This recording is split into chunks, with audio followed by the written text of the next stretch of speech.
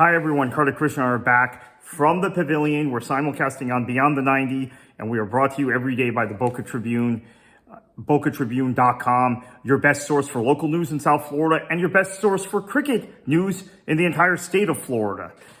Let's get to it. It's a busy day, and I little pressed for time between all the cricket and my standing commitments to cover soccer here in Southern Florida. So earlier kickoff time today for Fort Lauderdale United than usual, and I have to get out to the ground. So let's cover the highlights from today. South Africa crushes New Zealand. I felt like New Zealand, they never got their innings going, even though they ended up on 175, which was kind of strange given how labored it seemed. There is just a continued efficiency about South Africa. Markham in that opening partnership using a closed face of his bat for cover drives on two early balls from Henry set the tone. So at that point, South Africa is already off and running in the first over, and they never looked back, didn't give away their wicket easily.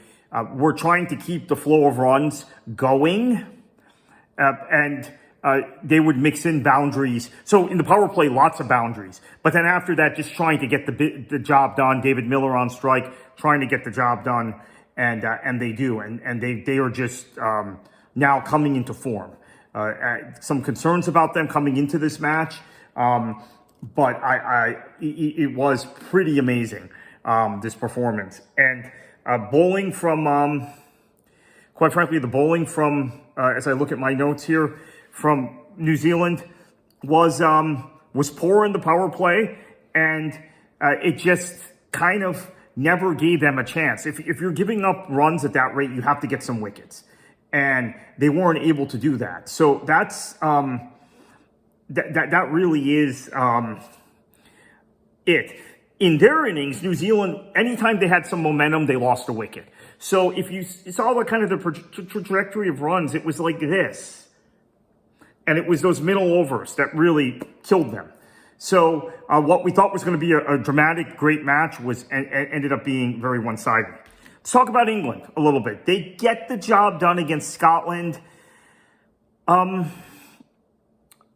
Bethel has been unflappable in this tournament, and that's really the takeaway for me from England, because they have so many experienced players that are not necessarily performing consistently in this tournament. The Phil Salt, Joss Butler partnership has been one of the worst opening partnerships in this entire tournament. Two highly experienced players, Butler in particular, two guys who were winners, who've won a ton at the T20 level, have been giving away their wicket easily, not producing runs, not setting the tone for England. So really was impressed with Bethel again today, and Banton. Banton was fantastic. Bethel is so unflappable. He went and chased some balls on the offside that I thought kind of questionable, and maybe he's forcing it because the opening partnership didn't work again, and it hasn't worked in this tournament. And he was great, and he was very calm. There's a certain aura about him I'm really beginning to like from Bethel. So he's rapidly becoming my favorite English player in this particular team this time. Jofra Archer, really good economy today, some good bowling. He's been hit or miss, right? He was very poor against Nepal, really good in these last two matches. Although, again, I make the point against Nepal, it was his self-sacrifice when he was batting that allowed Jacks to get back on strike to win the match. Let's see, what else from that match do we like? 41,000 at Eden Gardens, which is more than I would expect for a match involving Scotland.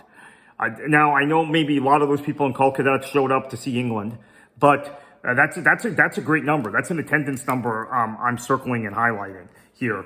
Also, obviously, a really good effort, I think, from Scotland in terms of their bowling at times in this match. They were in it. It had a feeling there wasn't a time in the match that I felt like England was really threatened. to potentially lose, but they kept alive. Sam Curran, okay bowling today, but on the other end batting, he was pretty good. Now for Scotland, you really have to like what Richie Barrington did with the bat.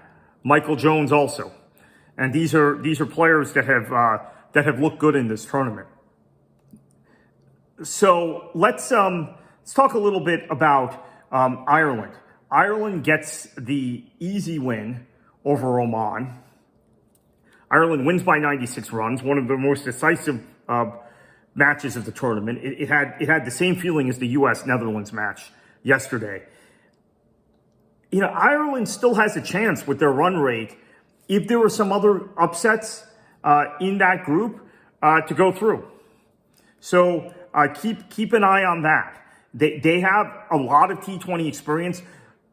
235 runs today is a real statement, and anything can happen. We're seeing in this tournament, anything can happen. So tomorrow we have the West Indies and Nepal. West Indies, for me, have been the best team in this tournament.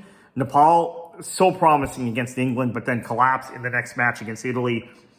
This should be a routine win for the West Indies, but there is going to be a very partisan pro-Nepali club, a crowd at the ground, at the Vakande in Mumbai. So West Indies have to be ready to handle that. And the pro-Nepali crowd is even more vocal than the pro-Indian crowds in India. So that's something to watch. We have the US and Namibia. US still technically alive in this tournament. Positive run rate now. Actually, run rate is better than it was when they advanced in the last World Cup. But circumstances in this group probably make it difficult to advance. If they're going to have any chance of advancing, they need to win tomorrow, and preferably by a big score. What does Manav Patel do? Does he stick with the team that was so effective against the Netherlands in Chennai? Same ground. The U.S. Pegged as a fairly big favorite in this match, which surprises me. But that's how impressed people have been by the U.S.'s performances in all three matches. It's culminating with that match against the Netherlands. Tomorrow, I think we're going to see Van Schalkwyk again. Look for wickets. He's leading the tournament in wickets taken with 11. He's only 6 off the record. Now, he's going to have to get 6 in this match to match the record because the U.S. is probably not going to advance. But he's been phenomenal. I think Harmeet has bowled well in most of the tournament and was phenomenal against Netherlands. Obviously, we are also looking at a situation where you have a squad that now is confident and healthy. Ali Khan is back. He can bowl a couple overs. Mukamala, who was not in the squad against Pakistan, goes for a half century against the Netherlands, sets the tone. Sanjay, who has not played well in the last 2 matches, has the confidence from how he played against India in the first match. Sanjay and Mukamala being your 2 very young American cricketers of Indian origin, but American-born cricketers who have been born and raised in the United States. The next generation for the United States. This tournament is very early for them in their careers, and they're meeting the test so far. Mohsin has been the underrated bowler of the tournament for the United States, and his leg spins, and he's not just a leg spinner. He's got a lot of variation in his ball and his deliveries. That's something that I'd like to see him get 2 or 3 overs in the middle overs tomorrow. Let's see how Monarch uses him. That would be good, I think, to really slow up whatever Namibia might develop in the power play. Not sure we're going to see Netravalkar tomorrow. I think what you want on the track in Chennai, as we saw against the Netherlands, is some medium bowlers, which is Van Schalkwyk. You want some off spinners, and that's Singh. That's Harmeet Singh, who has incredible amount of experience on the Indian subcontinent, and actually was a quite decorated young IPL player at one time before coming to the United States. His career dropped off. Let's be honest, like, guys' careers drop off if they're Indian before they come to the United States. They're not the elite players, but they do have a sufficient amount of experience, especially for matches in here in the subcontinent. Kangeje is someone I had been calling for to be back in the squad. another spinner who I think is going to get a few overs tomorrow. He got a wicket on his very first delivery against the Netherlands, so that was significant. And obviously, that opening partnership this time worked. Manak inserting himself into that with Cheyenne, and they both were, and you get the combination there of kind of different abilities. They're both right-handed, which, you know, sometimes you don't want that, right? Two right-handers in that power play. But the U.S. also, I should say, the U.S. left-handed spinners were particularly good against the Netherlands. So I think we figured out the chemistry of the kind of squad we want in the conditions of the Indian subcontinent later in the group stage. But I expect to win this match from the U.S. perspective. So now let's get to the one that matters. The one, they all matter, but the one that everyone is concerned about globally, India-Pakistan, the big talking point. The whole world will be watching this. More people will be watching this match than watch the Winter Olympics, for Americans who think the Olympics are the biggest thing. And far more will be watching this match than watch the Super Bowl. And maybe more people will be watching this match than watched Liverpool-Manchester City last weekend, although I'm not positive about that. A lot of people watched Liverpool-Manchester City. I think close to 1 billion people did, by some estimates. We know how big the Premier League, the English, I don't like calling it the EPL, that's a 20-year-old acronym, the Prem, as I call it, the Premier League. We know how popular that is around the world. Another popular Premier League is the Indian Premier League. So that's why there's so much interest, I think, in T20 cricket now, while the kind of test in one-day cricket is dying in interest. But that's a subject for Ed and I on our kind of culturally focused From the Pavilion podcast, Ed Borth and myself. Let's talk about India. Have not been impressed in this tournament, let's face it. But they've worked their way into the tournament. Sky saved them against the United States when the U.S. had every opportunity to beat them. We know how good the spin is from some of their bowlers. Pakistan, particularly good at hitting spin. So that's why Bumrah being back, Bumrah, who is, in my view, one of the best bowlers in the world, one of the best fast bowlers in the world, being back, they did not have him against the United States. He was kind of worked into the team against Namibia, knowing that was going to be a match that the U.S., they didn't want to take any chances, right? Which for good reason, right? It ended up being a much more competitive match than maybe some people expected. Although I have to give the Indian media credit. They really respect the U.S. team because they followed a lot of those players of Indian origin and Indian descent, the American-born Indian Americans. And they rate the U.S. probably more than the U.S. is rated in England or in Australia or in South Africa, right? And so India has been kind of defensive in the way they've approached the U.S. in the last two World Cups, since they've been put in the same group in both these World Cups. So Bumrah was not featured in that match. They didn't want to give the U.S. pace, especially a guy just kind of coming back. So he's going to be key, I think, for India in this match. And I think Dubé, obviously, what can he produce as a medium bowler? What can he produce on strike? Abhishek, another player I think is primed for a good match here. Obviously, Arshdeep, great kind of medium pacer.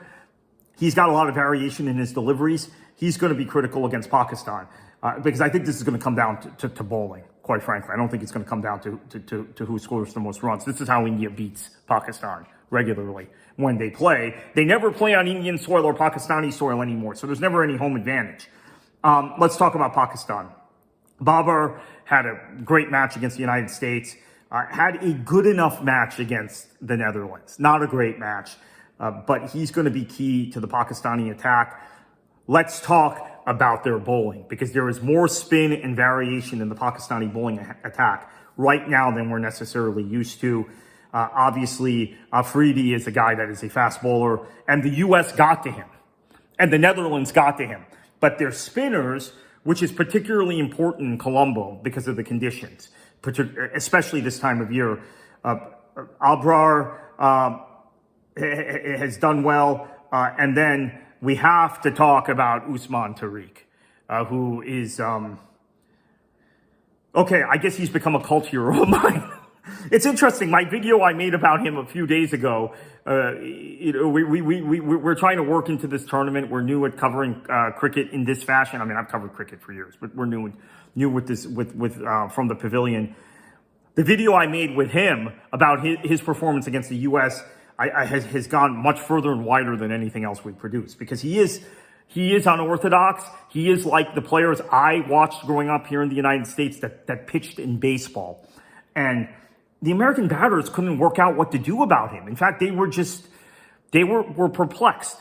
India now has seen a couple days of film. I'm sure Sky has gone over it with his squad, how you get to him. And in fact, in the last over, Usman bowled against the United States. The U.S., Shubham was on strike for the U.S., began to get to him. They began to figure it out. But the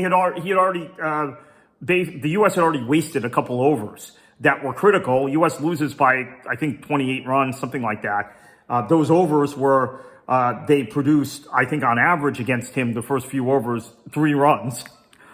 Those 3 become 10s. It's a much closer match in the death overs.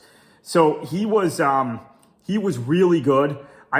We saw who we traditionally think are fast bowlers from Pakistan produce spin. Naseem can produce some spin, maybe some variation. You had Shadab, who is a good spinner in his own right, maybe go 4 overs tomorrow. And then Salman, I think himself, he's going to call on himself to bowl a couple overs against the Indian attack. We will be back tomorrow to wrap up this match, the U.S. match, which is obviously a very big one for the U.S. and for the continued development of cricket in this country, and West Indies, Nepal. And I should mention to our viewers, because of our sponsorship from the Boca Raton Tribune, we are going to dig in after the U.S. is out of the tournament into covering the West Indies more, assuming West Indies moves to the Super 8s. That's a request from the sponsor, that publication. There are a lot of, there are split loyalties in South Florida in terms of cricket. I think as many people root for the Windies as root for the U.S. down here. So South Florida paper. So we are going to, if you're a fan of the Windies, it's good news for you. If you're not, you're going to learn something more about the current Windies team as we dig into them. Enjoy the cricket the next few days.